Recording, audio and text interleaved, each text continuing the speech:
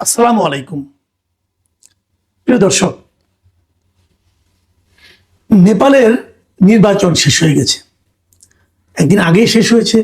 এখনো চূড়ান্ত ফল আমরা পাইনি, কিন্তু আমরা এতটুকু জানি যে ওখানকার যারা আন্দোলন করেছিল আমাদের অনুসরণে, মানে আমাদের মতো করে যে আন্দোলনটা ওখানে হয়েছিল, যেটাকে তরুণদের আন্দোলন আপনি বলতে পারেন অথবা জেনজির আন্দোলন বলতে পারেন, সেই আন্দোলনের যারা নেতৃত্বে ছিল, যে তরুণ নেতারা, তাদের যে দল, তারা যে দলকে সমর্থন দিয়েছে, সেই দল কিন্তু এবারে নির্বাচনে জিতেছে। দলটার নাম হলো রাষ্ট্রীয় স্বতন্ত্র পার্টি। এটা একটা মধ্যপন্থী দল, চরম ডানও নয়, চরম বামও নয়, একটা মধ্যপন্থী দল। এবং এই দলটা কিন্তু এই জেনজিদের তৈরি করা নয়। এই দলটা তৈরি করেছেন আরো 3 বছর আগে বালেন্দ্র শাহ নামে এক ভদ্রলোক, ওনার দল যেটা। এই বালেন্দ্র শাহ একসময় গান টান গাইতেন। হ্যাঁ, উনি একসময় গান টান গাইতেন, র্যাপ বলা হতো, র্যাপার হিসেবে উনি পরিচিত ছিলেন। এবং উনি কাঠমান্ডুর একসময় মেয়রও ছিলেন। বয়স খুব বেশি না, অনলি 35। এই বালেন্দ্র শাহর যে দলটা, সেই দলকে সাপোর্ট দিয়েছিল জেনজিরা, মানে আন্দোলনে যারা নেতা ছিল, তরুণ নেতা ছিল, তারা। তো তাদের সমর্থন নিয়ে এই দল অলরেডি একদম মানে নিরঙ্কুশ বিজয়ের মাথায় তারা চলে এসেছে। আপনারা নেপালের পার্লামেন্টের ফরম্যাটটা একটু দেখেন, সেখানে 275টি আসন আছে নেপালের পার্লামেন্টে।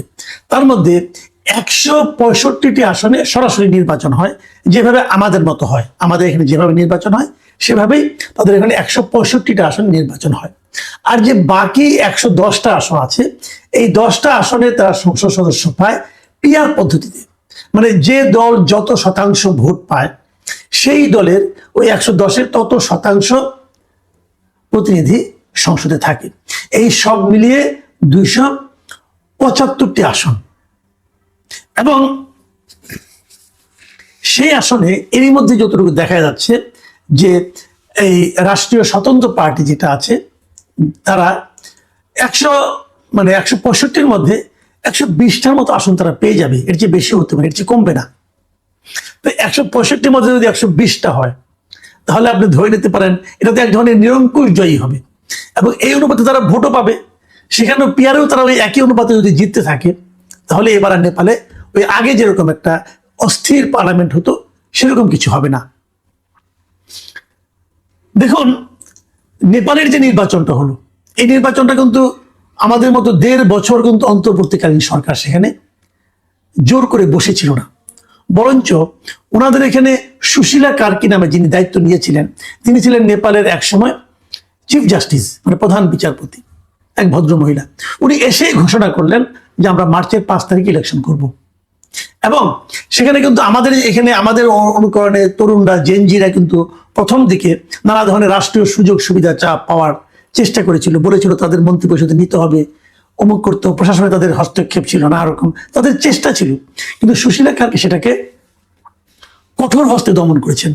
এবং উনি স্পষ্ট বলেছেন যে উনি নেপালকে বাংলাদেশ হতে দেবেন না। মানে বাংলাদেশে যেটা হচ্ছিল, এই পোলাপান, বাচ্চা বাচ্চা পোলাপানকে এটা মন্ত্রী বানায় দেওয়া এবং মন্ত্রিত্ব পেয়ে তারা ধরাকে সরাজ্ঞান করা, লুটপাট, একদম মানে ভয়ঙ্কর অবস্থা, নানা ধরনের স্ক্যান্ডাল তৈরি করা, এই সুযোগটা সুশীলা কার্কি শুরু থেকেই দেননি। এবং উনি এটাকে কঠোর হতে দমন করেছিলেন যে না, এটা আমি করতে দেব না, ইলেকশন করো, ইলেকশন করে জিতে আসো।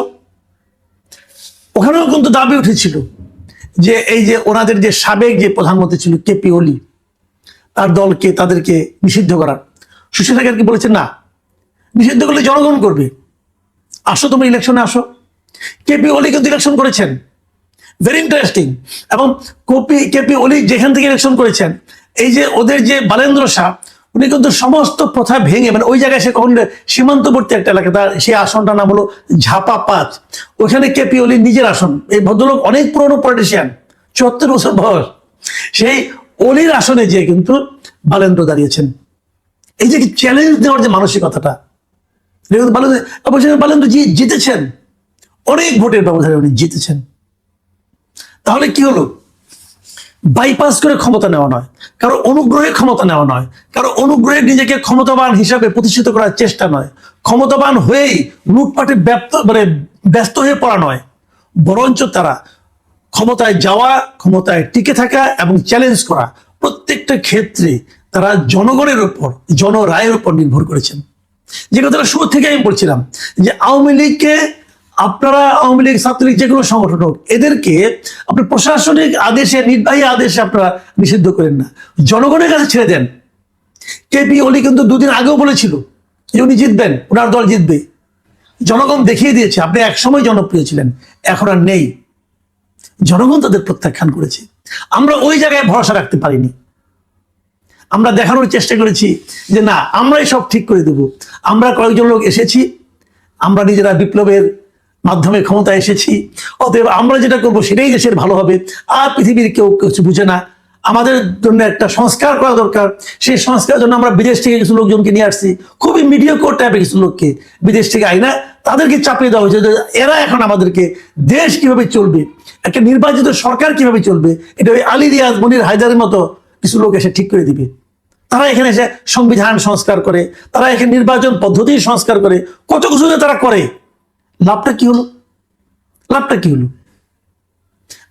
জনরায়, সেটাই সবচেয়ে গুরুত্বপূর্ণ। সেই জনরায়ের উপর তারা নির্ভর করতে পারে নাই বইলা, ওইটা যারা হুবহু চেয়েছে তারা কিন্তু নির্বাচনে জিততে পারেনি। আমাদের এখানেও পারেনি, ওখানেও পারেনি। পার্থক্যটা বুঝতে হবে। ওদের জেনজিরা পারলো, আমাদের জেনজিরা পারলো না কেন? একটাই কারণ, আমাদের জেনজিরা গড্ডালিকা প্রবাহে গা ভাসিয়ে তড়িৎ বেগে নিজস্ব ব্যক্তিগত কিছু সুযোগ সুবিধা নেওয়ার চেষ্টা করেছিল। এক একজন রাজা মহারাজা হয়ে গিয়েছিল।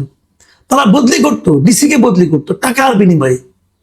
এই ডিসিকে এখান থেকে ওখানে পাঠাও, ওইখান থেকে সেখানে পাঠাও, কত টাকা দেবা বলো, নিলাম তুলে। তারা একজন লোকে যার ইচ্ছা তাকে, একজনকে মেয়র বানিয়ে দেয়, আরেকজনকে আদালত বলছে তাকে মেয়র শপথ দাও, না তাকে শপথ নিতে দেব না। এই সমস্ত মাস্তানি। রেজাল্ট কি? রেজাল্ট হলো 300 আসনের মধ্যে 6 আসন পাওয়া। নেপালের জেনজিরা কিন্তু কোনো পলিটিক্যাল পার্টি গঠন করেনি, এখানে পলিটিক্যাল পার্টি গঠন করেছে। পলিটিক্যাল পার্টি গঠনের জন্য নেপালের অন্তর্বর্তীকালীন সরকার যিনি প্রধান ছিলেন, তিনি জেনজিকে প্ররোচিত করেননি। আর আমাদের এখানে অন্তর্বর্তীকালীন সরকার, তিনি জেনজিকে প্ররোচিত করেছে যে তোমরা একটা পার্টি করো। মধ্যে কথা, এই যে একটা ইয়ুথ ফোর্স, এই যে একটা ইয়াংদের যে একটা প্রবল শক্তি, এই শক্তিটাকে নেপালের যিনি অন্তর্বর্তীকালীন সরকার ছিলেন, সরকারের প্রধান ছিলেন, তিনি সেটাকে স্বাভাবিক গতিতে চলতে দিয়েছেন। ওটাকে উনি ডিরেলড হওয়া থেকে থামিয়েছেন। আর আমাদের এখানে ডক্টর ইউনূস এদেরকে নষ্ট করার জন্য নিজে উদ্যোগ নিয়েছেন এবং নষ্ট করে দেখিয়ে দিয়েছেন যে ইয়াংদেরকে, তরুণদেরকে কিভাবে নষ্ট করা যায়। এবং জাস্ট এমন নষ্ট করেছেন যে আগামীতে আমাদের এখানে আরেকটা তরুণদের আন্দোলন করতে কিন্তু কঠিন হবে। সাধারণ মানুষ এদেরকে আর বিশ্বাস করবে না। এই পুরো অপকর্মটা নিজের দায়িত্ব নিয়ে ডক্টর ইউনূস করেছেন, সুকৌশলে করেছেন। আমরা ওখানে দেখেছি যে আন্দোলনের পর আন্দোলনের রেজাল্টটা যথা জায়গায়, মানে ঠিক হাতে দেওয়ার জন্য ওখানে সুশীলা কার্কির মতো একজন নির্লোভ ব্যক্তি ছিলেন, একজন যোগ্য লোক ছিলেন। আর আমরা এখানে এসে পড়েছি ডক্টর ইউনূসের মতো একজন লোভী এবং আত্মকেন্দ্রিক লোকের হাতে, যিনি নিজে দায়িত্ব নিয়ে ইয়াং জেনারেশনের যে প্রবল আকাঙ্ক্ষা সেটাকে নিজেরা পদদলিত করেছেন এবং তাদেরকে একদম জাস্ট শেষ করে দিয়ে গেছেন। এখন আমাদের ইয়াং জেনারেশনরা পরবর্তী সরকারের আমলে, বর্তমান সরকারের আমলে নিরাপত্তা খুঁজেন এবং ডক্টর ইউনূসকে এসএসএফ পাহারা নিতে হয় 1 বছরের জন্য। সুশীলা কার্কি কিন্তু নিতে হয়নি, নিতে হবেও না। এই জায়গাটাতেই পার্থক্য। আমরা এই জায়গায় পিছিয়ে গেছি, আমাদের তরুণরা এই জায়গায় পিছিয়ে গেছেন। কিন্তু অন্য কারো রাষ্ট্রের, অন্য কোনো রাষ্ট্রের অনুচর হিসেবে অথবা দালাল হিসেবে বলেন আপনি, ডক্টর ইউনূস এই জায়গায় নিজের লক্ষ্য অর্জন করতে পেরেছেন। এই পার্থক্যের জন্য দুঃখ করে কোনো লাভ নেই, কারণ এটা আমাদের হাতে ছিল না।